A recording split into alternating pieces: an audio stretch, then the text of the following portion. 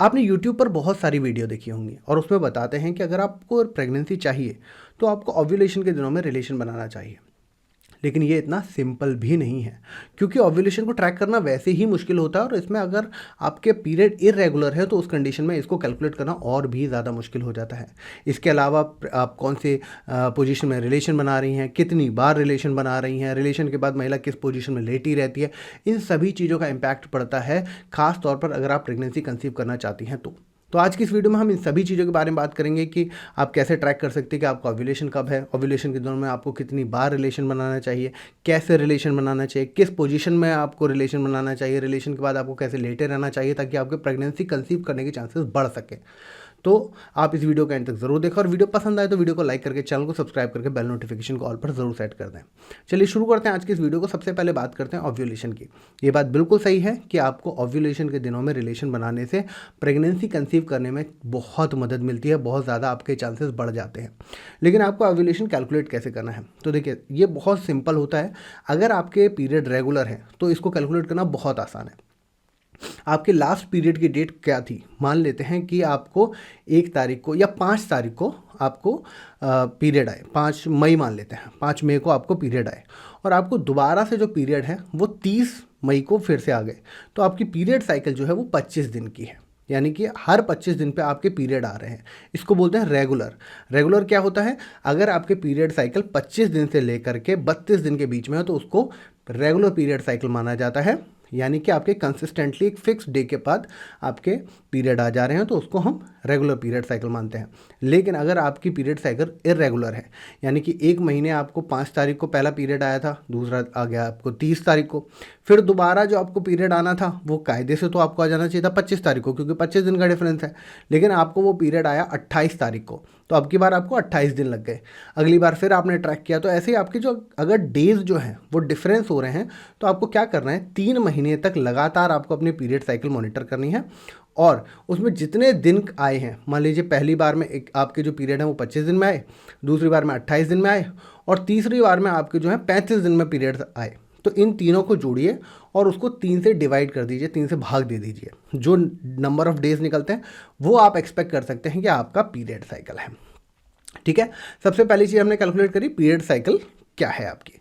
अब इस period cycle से ओव्यूलेशन को प्रिडिक्ट करने के 2-3 तरीके हैं जो कि बहुत कन्वीनियंट हैं। पहला तरीका ये है कि आप अपने पीरियड साइकिल में से 14 दिन को कम कर दीजिए और जो भी आपके डेट बन रही है, मान लीजिए कि आपका नेक्स्ट जो पीरियड है वो 30 जून को आने वाला है, या मैं मान के चलता हूँ 25 जुलाई को आने वाला है। ठीक है, मान के चलता है 25 जुलाई को आपको पीरियड आने वाला है और आपकी पीरियड साइकिल 28 दिन की है, 25 दिन की है, जो भी है, तो आप उसमें से 14 दिन माइनस कर दीजिए। यानी कि अब 11 जुलाई की हम बात कर रहे हैं, तो 11 जुलाई के आसपास 10, 11, 12 के आसपास आपको ओव्यूलेशन होगा। तो इस तरीके से ओव्यूलेशन, एक तो ये तरीका है।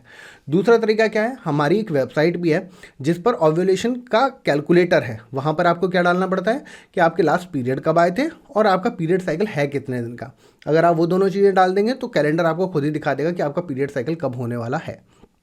तीसरा तरीका है, मार्केट में ओव्यूलेशन प्रेडिक्टर किट बड़ी आसानी से मिलती है। आप जाएंगे वहाँ से, जैसे आपको प्रेगनेंसी टेस्ट किट मिलती है वैसे ही प्रेडिक्टर किट भी मिलती है। तो प्रेडिक्टर किट में जब आप अपना यूरिन सुबह का डालेंगे, दोपहर में मतलब आप 9 बजे से लेकर रात के 8 बजे के बीच में कभी भी अपना यूरिन लीजिए, उस यूरिन को उस सैंपल में डालिए। सैंपल में डालने के बाद आपको 2-3 रिजल्ट मिल सकते हैं। ये जो टेस्ट करना होता है ये पीरियड, आपकी अगली पीरियड की डेट से लगभग 17 दिन पहले से करना शुरू करना पड़ता है। इसमें 5 आते हैं। जब आप एक किट खरीदेंगे तो उसमें 5 आपको सैंपल यूनिट मिलेंगे, 5 बार आप अपना टेस्ट कर सकती हैं। तो आपको 17 दिन पहले अपना सैंपल भरना है। उसमें अगर सी में सिर्फ लाइन आ रही है, टी में कोई लाइन नहीं है, यानी कि अभी आपका हार्मोन उतना नहीं बढ़ा है जिसकी वजह से ओव्यूलेशन हो सके। और ये ल्यूटेनाइजिंग हार्मोन करके एक बॉडी में हार्मोन होता है जिसको मॉनिटर करती हैं और उसके बेस पर ही आपको रिजल्ट देती हैं कि भाई आपको ओव्यूलेशन हुआ है या नहीं हुआ है। अगर सी में आपको डार्क लाइन आ रही है, टी में आपको हल्की लाइन आ रही है, यानी कि अब आपके हार्मोन बढ़ना शुरू हुए हैं। जब आपके टी में भी डार्क लाइन आ जाए तो समझ लीजिए कि अगले 24 घंटे में आपका ओव्यूलेशन हो जाएगा। तो अगर आप इन्हें 5 दिन रेगुलरली करेंगे, यानी पीरियड से 17 दिन पहले से ही आप 5 दिन रेगुलर करेंगे, तो आपको एक ना एक दिन ऐसा आएगा जब आपको बिल्कुल डार्क लाइन मिल जाएंगी दोनों सी और टी में, तो उसके आपको 24 घंटे के बाद रिलेशन बनाना है। तो ये तो हो गई कि ओव्यूलेशन को कैसे कैलकुलेट करना है। ठीक है, अब बात करते हैं कि रिलेशन कैसे मेंटेन करना है। कन्वीनियंट तरीका ये है कि आप हर ऑल्टरनेट डेज में रिलेशन बनाएं। अगर आप पीरियड जैसे ही आपके खत्म होते हैं उससे लेकर नेक्स्ट पीरियड जब तक आपके नहीं आ रहे तब तक आप हर ऑल्टरनेट डेज में रिलेशन बनाएं, तो उससे हाई चांसेस रहेंगे कि जब भी फीमेल जो है वो ओव्यूलेट करेगी, यानी उसके ओवरी में से अंडा निकलेगा, तब मेल का स्पर्म ऑलरेडी वहाँ पर अवेलेबल होगा, जिसकी वजह से वो एग फर्टिलाइज हो जाएगा और आपको प्रेगनेंसी होने के चांसेस अच्छे हो जाएंगे। अब बात करते हैं कि किस पोजीशन में रिलेशन बनाना ज़्यादा बेटर है। देखिए, कोई भी पोजीशन बेस्ट होती है अनटिल अनलेस आप उसको अगेंस्ट द ग्रेविटी कर रहे हैं। अगर आपको प्रेगनेंसी कंसीव करने में दिक्कत आ रही है, आप 5-6 महीने से ट्राई कर रहे हैं, अनप्रोटेक्टेड रिलेशन मेंटेन कर रहे हैं, पर फिर भी आपको प्रेगनेंसी नहीं हो रही है, तो उस कंडीशन में ऐसी कोई भी पोजीशन ट्राई ना करें जो कि एंटी ग्रेविटी हो। जैसे कि जो फीमेल को ऊपर ले लेते हैं वो वाली पोजीशंस आपको नहीं लेनी है।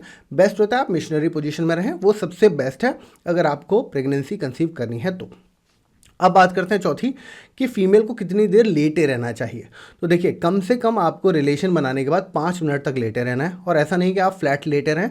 उसके लिए आपको क्या करना है, कमर के नीचे तकिया वगैरह कुछ रख लेना है, या फिर अगर आपके घर के आसपास, मतलब जहाँ पर आपने रिलेशन बनाया, जो भी बेड वगैरह है उसके बगल में अगर कोई दीवार वगैरह है तो दीवार का सपोर्ट लेकर आप अपने लेग्स को ऊपर कर दीजिए, कमर के नीचे तकिया रख लीजिए, ताकि ज़्यादा से ज़्यादा सीमन आपकी यूट्रस तक पहुँचे, यानी स्पर्म्स अंदर जाए और उसकी वजह से आपको प्रेगनेंसी के चांसेस बढ़ सकें। तो अगर आप इन सब चीज़ों को मॉनिटर करेंगे, इन सब चीज़ों को यूटिलाइज करेंगे, तो हाई चांसेस हैं कि आप प्रेगनेंसी कंसीव कर लेंगे। फिर भी अगर आपके दिमाग में कोई डाउट है तो सवाल ज़रूर पूछिएगा। मैं उम्मीद करता हूं कि आपको हमारी आज की वीडियो पसंद आई होगी, तो इस वीडियो को लाइक करें, दोस्तों के साथ शेयर करें, और ऐसी और इन्फॉर्मेटिव कंटेंट के लिए चैनल को सब्सक्राइब करके बेल नोटिफिकेशन को ऑल पर जरूर सेट कर दें। कोई सवाल है कमेंट बॉक्स में ज़रूर लिखें। चलिए मिलते हैं आपसे अगली वीडियो में, तब तक के लिए खुश रहिए, स्वस्थ रहिए।